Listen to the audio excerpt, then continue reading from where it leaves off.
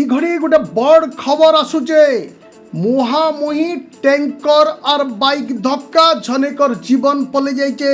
বলাঙ্গীর জিল্লা সৈতলা আড়ু যাইথিবার বলাঙ্গীর বরিগুমা 26 নম্বর national highway কেরমেলি ছক পাখে আজ গোটে ট্যাঙ্কর আর বাইক মুহামুহি ধক্কা হইতিবার বেলকে ই ঘটনা থি জনে যুবকঙ্কর মৃত্যু ঘটিছে আর জনে আহত হইছন।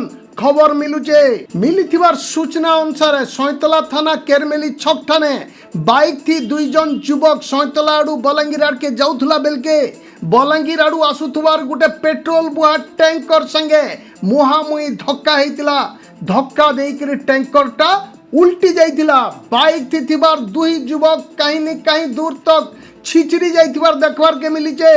দুর্ঘটনা উতরু বাইক নে থিবার দুইজন যুবকଙ୍କୁ স্থানীয় লোকে উদ্ধার করি করি সৈতলা গোষ্ঠী স্বাস্থ্য কেন্দ্রকে পঠাইଥିଲେ।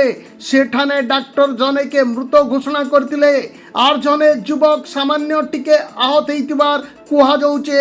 পুলিশ ঘটনাস্থলকে পৌঁছি করি জবরদস্ত তদন্ত চলাইছে।